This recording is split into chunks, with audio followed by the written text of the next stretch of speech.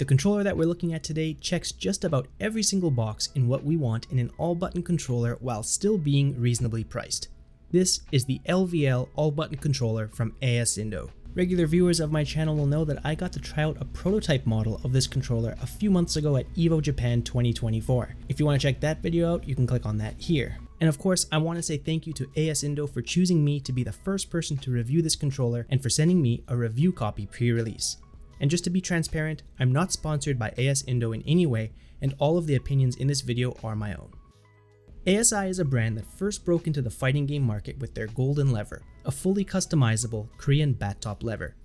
AS Indo is a popular brand among Tekken players, with pro players like Lohai, Ulsan, CBM, Kokoma, Khan, and Book using these controllers in their regular play. Now, unlike the Street Fighter scene, traditional arcade sticks are still widely used in the Tekken scene, and I think this all-button controller is AS Indo's first step towards making a product aimed towards Street Fighter and other 2D gamers. This controller has a big, easy-to-press start, select, and touchpad buttons, amazing LED backlighting, perfectly sized keycaps with hot-swappable full-profile key switches, foam wrist pads on the front for comfort, and anti-slip padding on the bottom. It also has a hot-swappable PCB for both convenience and easy repairs, and even a dedicated indentation for your PlayStation 5 or Xbox adapter.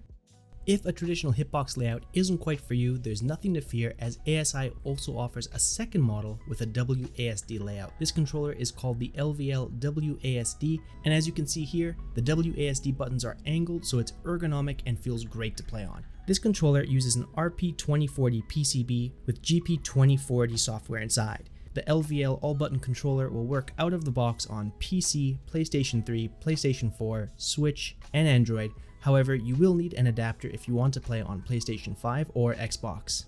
It also has a small display screen here on the top left. Let's take a look at the body of this controller.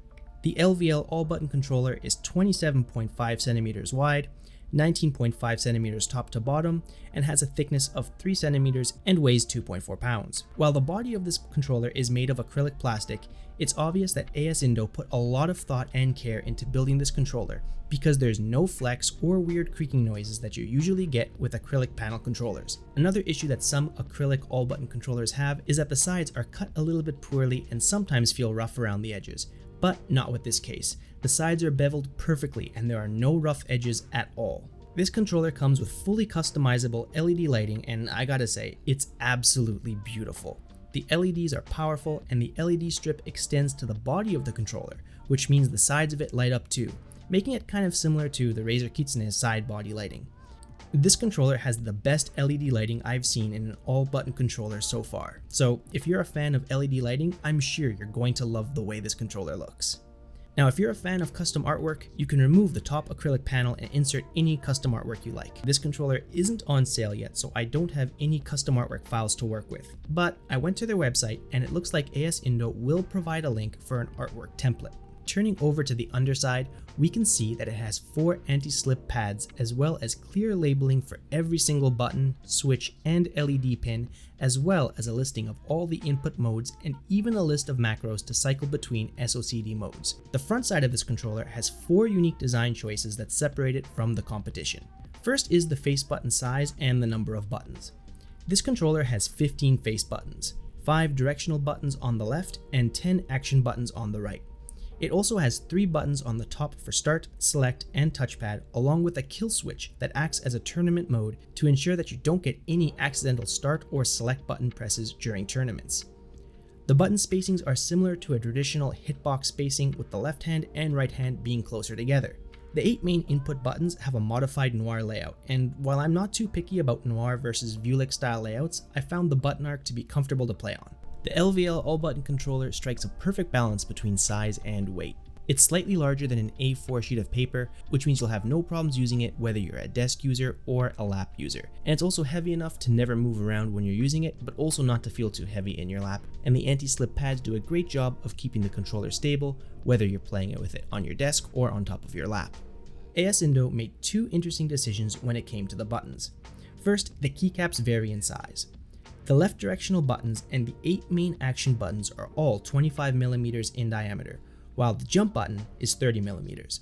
Lastly, the two extra buttons, which are typically used for macros like drive impact and drive parry in Street Fighter 6, are the smallest, measuring at 22mm.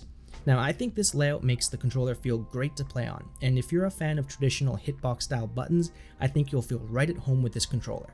The 22mm buttons located above and below are small enough that I never got any accidental inputs, so I feel like this was a great choice design-wise. However, if you're the kind of person who prefers using a uniform button size, you can replace all the keycaps to make them the same. AS Indo provided me with a small sample of multicolored keycaps, which will be available for purchase on their website if you want to change the color of your keycaps. The second big difference between this controller and other thin, portable, all-button controllers is that it uses full profile key switches as opposed to low profile switches that we see in most controllers of this size and thickness. Now it's time for my favorite part of a review video, what do the buttons sound like? But before we listen to what the buttons sound like, we gotta set the mood.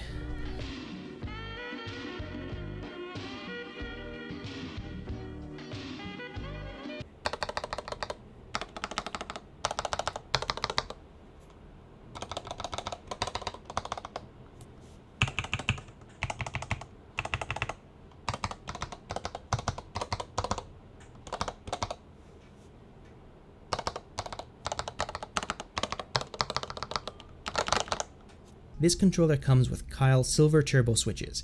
If you've ever used Cherry MX switches, these are comparable to their Speed Silvers. The key switches are easily hot swappable, so if you aren't a fan of sensitive, linear key switches, you can easily replace them with something more to your liking. One design choice that I think is going to be loved by everyone is this adapter hub right here. The LVL uses a GP2040 PCB, which means that it's going to need an adapter to run on PlayStation 5 or Xbox. I'm using a Brook Wingman here, but you can use a Mayflash or similar adapter as well. Now, I love this design choice, and with this, the days of having your adapter stick out of the side of your controller are over. This seems like one of those design choices that makes you think, why hasn't anyone done this yet? Shoutouts to AS Indo for this design choice. It's a good one.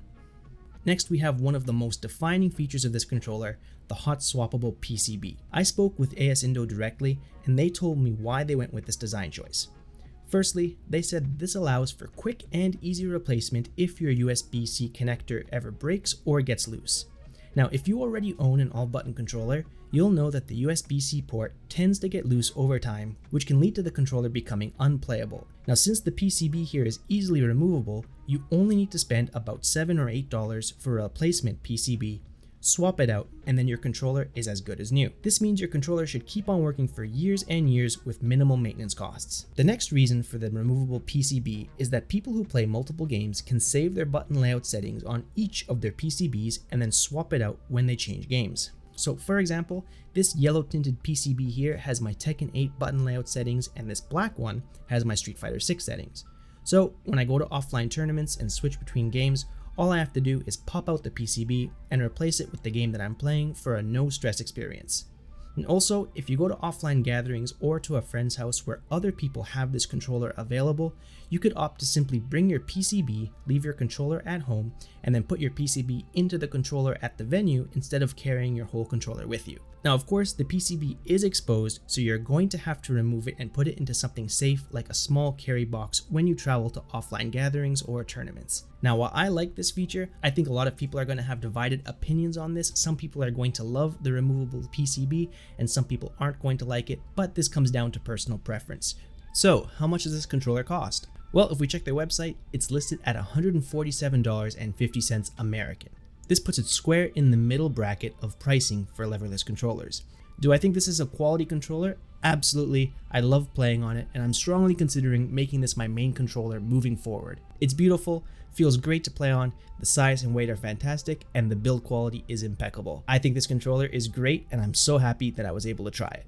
Both models of the LVL controller will be available at the Evo 2024 venue, and then shortly after online as well. And I'll leave a link in the description for the online store so you can buy it online. I hope you enjoyed this video. Thank you so much for watching, and if you enjoyed it, please consider leaving a like and subscribing to the channel as it helps support me as a content creator. And thank you so much for watching. And until next time, take care.